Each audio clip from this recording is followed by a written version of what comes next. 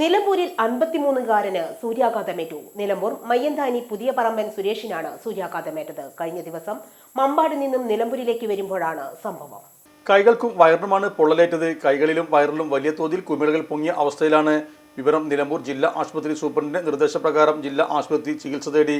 സംഭവവുമായി ബന്ധപ്പെട്ട് സുരേഷ് പറയുന്നത് ഇങ്ങനെ: കൈക്ക് ചെറിയ തോതിൽ പൊള്ളലേറ്റതായി തോന്നിയിരുന്നു.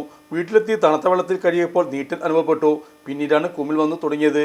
ജില്ലാ ആശുപത്രിയിൽ കാണിച്ചപ്പോൾ ഒരു ഓയിൽമെന്റ് തന്നു. അത് പുരട്ടിയെങ്കിലും കുറവ് ഉണ്ടായില്ല. ഇപ്പോൾ നല്ല വേദനയും ഉണ്ട്. ബുധനാഴ്ച ഒരു ഉച്ച സമയത്ത് മമ്പാട് നിലമ്പൂരിക്ക് വരികയായിരുന്നു. ഉച്ച സമയത്താണ്. അപ്പോൾ ചെറുതായിട്ടൊരു സ്കൂട്ടിയിലാണ് വരുന്നത്. ചെറുതായിട്ടൊരു നീറ്റൽ പോലെ കൈമുണ്ടായിരുന്നു. ഞാൻ അതിൻ്റെ കാര്യമാക്കിയില്ല. വീട്ടിലൊന്ന് ഊണ് കഴിക്കാൻ വേണ്ടി കൈ കഴുകിയപ്പോൾ നല്ലൊരു നീറ്റൽ വന്നു. Sahara golden diamonds, Kottappadi, Malappuram. Phone 9744 912 916.